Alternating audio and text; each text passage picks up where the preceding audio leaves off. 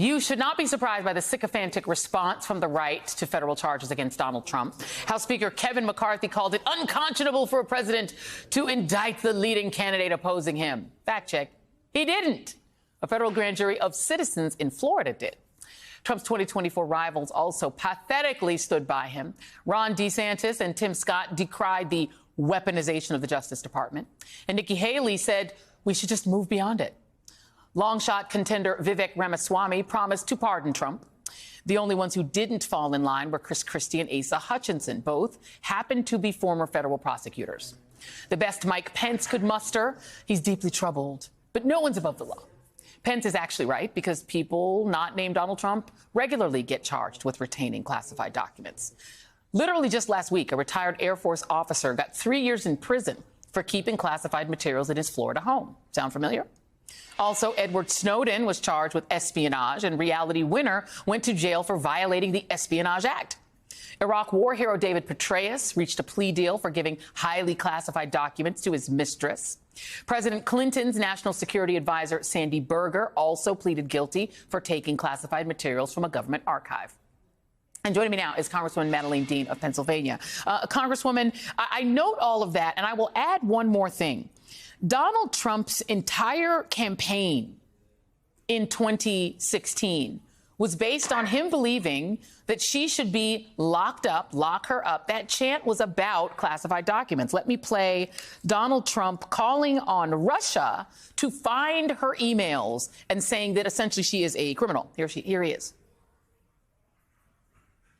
If you're listening, I hope you're able to find the 30,000 emails that are missing. I think you will probably be rewarded mightily by our press. Let's see if that happens. That'll be next. Because time is a sieve. That seems like 100 years ago. But that was his whole campaign. And in this indictment, he again references Hillary Clinton, saying his lawyers ought to simply delete and get rid of the classified documents, because in his imagination, that is what happened for Hillary Clinton, and of course is not. Your thoughts? Well, I'm pleased to be with you, Joy, on this Friday night as I sit home reading the 49-page indictment. I know all of you, your analysts, your journalists, are doing the exact same thing. And I just want to pause to say this is a very sad, very significant, and yet not surprising moment in American history. It's not surprising that this former president, who has shown such a proclivity for corruption and grift, is now indicted federally. It's an unprecedented moment. I think we're going to have to come up with a new word for unprecedented because of the number of times we have had to use it surrounding this man.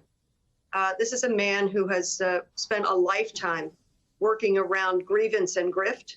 Everything he has done is perfect. Remember that. Everything he has done. I've never heard anybody say that other than a child, and actually even children get that that's not true.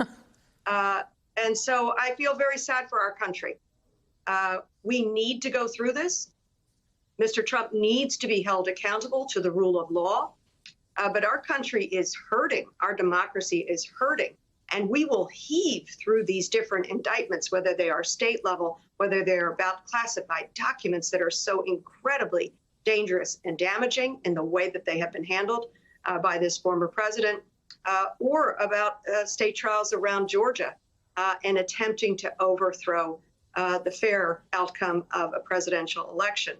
Because only if we go through that hurt and heaving will we get to healing. So I find this to be a very sad moment in our history, not surprising in the least, significant beyond words. So I thank you for your coverage of it. And those who are over on the right, who are defending without even knowing what the charges are extraordinarily irresponsible. And I don't want anybody in any other position to be gloating or celebrating. This is nothing to celebrate. Indeed. Let me play for you, speaking of those on the right. Here's Kevin McCarthy, who is a Trump, I would say, apparatchik in many ways. Here he is responding to the indictment. you'll see then that this judgment is wrong by this DOJ, that they treated President Trump differently than they treat others, and it didn't have to be this way. This is going to disrupt this nation because it goes to the core of equal justice for all, which is not being seen today, and we are not going to stand for it.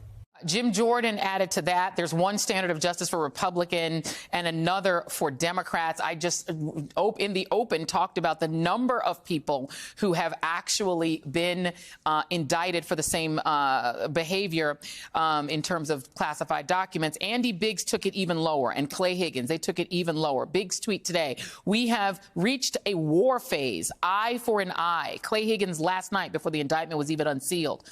President Trump said he has been summoned to appear in a federal courthouse in Miami at 3 p.m. This is a perimeter probe from the oppressors. Hold. Our POTUS, meaning real POTUS is in their words, has this. Buckle up. 150K, know your bridges. Rock, steady, calm. That is all. Jeff Sharlet, the great journalist, he decoded that. He said, take this seriously.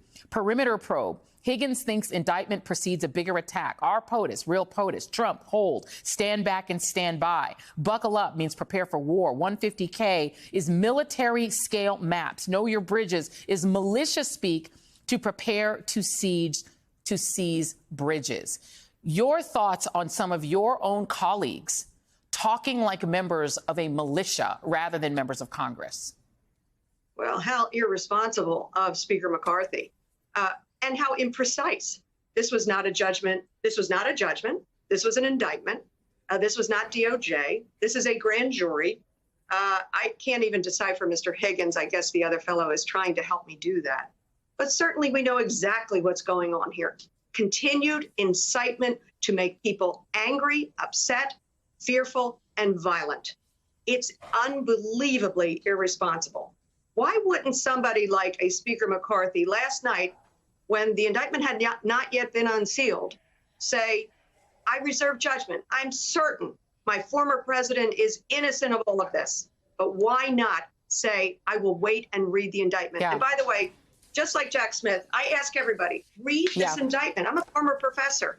It reads like a narrative. It is very sad and compelling. Read this indictment. And I will note that yes, it's 40 some odd pages, but it's really a quick read. Lots of white space on those pages. So definitely read it.